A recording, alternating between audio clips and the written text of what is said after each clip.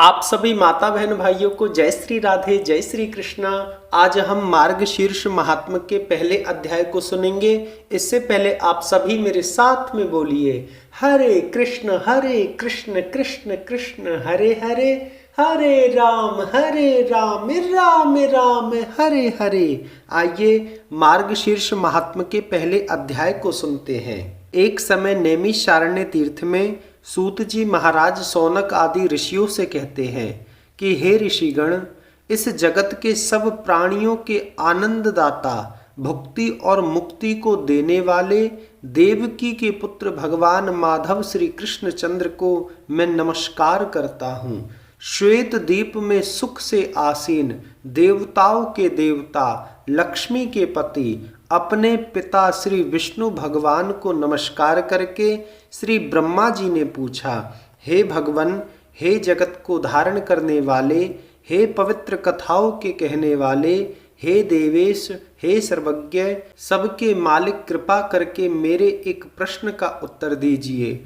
आपने पहले कहा कि मैं मासों में मार्गशीर्ष मास हूँ, सो मैं उस मार्गशीर्ष मास का ठीक ठीक महात्म्य जानना चाहता हूँ। हे रमापते, उस मास का देवता कौन है, दान क्या है, उसमें स्नान आदि करने की विधि क्या है, तथा मार्गशीर्ष मास में क्या क्या करना चाहिए, क्या भोजन आरोगना चाहिए और क्या बोलने में सावधानी रखनी चाहिए, तथा जो पूजन, ध्यान, मंत्र, जप आदि कर्म किए जाते हैं उन सब को मुझसे कहिए। श्री विष्णु भगवान ब्रह्मा जी से कहने लगे कि हे ब्रह्मण, समस्त लोक के उपकारार्थ आपने बहुत सुंदर प्रश्न किया है, जिसके करने से शुभ यज्ञ आदि समस्त कार्य करने का फल प्राप्त हो जाता है। हे सुत, समस्त यज्ञों के करने से जो पुण्य प्राप्त होता है तथा जो सब तीर्थों में फल मिलता है, उन सब फलों की प्राप्ति मार्गशीर्ष मास के व्रत के सेवन से मिलती है। मनुष्य तुला दान आदि करने से जो फल प्राप्त करता है, वह फल केवल मार्गशीर्ष मास के महात्म्य के सुनने मात्र से प्राप्त कर लेता है। यज्ञों को करना, वेदों को पढ़ना, दान आदि देना, तीर्थों में स्नान आदि करना, संन्यास तथा योग को धारण करने से मैं किसी के वशीभूत नहीं होता, किंतु मार्गशीर्ष मास में स्नान, दान, पूजन, ध्यान, मौन, जप आदि के करने से मैं सहज ही वश में हो जाता हूँ। अन्य मासों में यह सब कर्म करने से मैं वश में नहीं होता। यह मैंने तुमसे अत्यंत गुप्त बात कही है।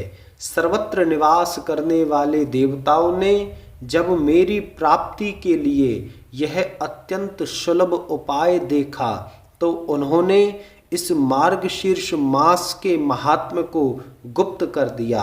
अतः मेरे भक्तों को मेरी प्राप्ति के लिए इस मार्गशीर्ष महात्म्य को साधन समझकर इसका सेवन करना चाहिए। जो मनुष्य इस भारतवर्ष में मार्गशीर्ष मास में व्रत आदि सेवन नहीं करते, वे पाप रूप हैं, क्योंकि वे कलिकाल से अत्यंत मोहित हो रहे हैं। हे वत्स, 8 मासों में स्नान, दान, व्रत, पूजन आदि से जो फल मनुष्य को प्राप्त होता है, उतना ही फल मकर के सूर्य होने पर माघ मास में हो जाता है। माघ मास से 100 गुना फल बैसाख मास व्रत सेवन से मिलता है, और उस बैसाख मास सेवन से 1000 गुना अधिक फल तुला के सूर्य होने पर कार्तिक मास व्रत सेवन से मिलता है। परंतु कार्तिक मास व्रत सेवन की अपेक्षा कोटि गुना अधिक फल वृश्चिक के सूर्य होने पर मार्गशीर्ष मास में प्राप्त होता है। इस कारण मार्गशीर्ष मास समस्त मासों में श्रेष्ठ है और मुझे अत्यंत प्रिय है, क्योंकि मासों में मास मैं स्वयं मार्गशीर्ष मास हूँ। हे पुत्र, जो मनुष्य मार्गशीर्ष मास में प्रातः काल उठकर विधि पूर्वक स्नान करता है, उससे प्रसन्न होकर मैं उसकी आत्मा को अपनी ही आत्मा समझता हूँ। हे पुत्र, इसमें मैं तुमसे एक इतिहास का वर्णन करता हूँ, तुम उसे ध्यान पूर्वक सुनो। पहले पृथ्वी तल में नंदगोप नाम का प्रसिद्ध महात्मा हुआ। गोकुल में उसकी हजारों परम सुंदर कन्याएं हुईं। मेरे कथानुसार उन कन्याओं ने मार्गशीर्ष मास में विधि पूर्वक प्रातः काल स्नान किया, पूजन किया, साथ में मुझे प्रसाद अर्पित किया और नमस्कार किया। इस प्रकार उनके व्रत सेवन से मैं उन पर अत्यंत प्रसन्न हुआ। मैंने प्रसन्नता से उन कन्याओं को वर प्रदान में अपनी आत्मा तक को दे दिया।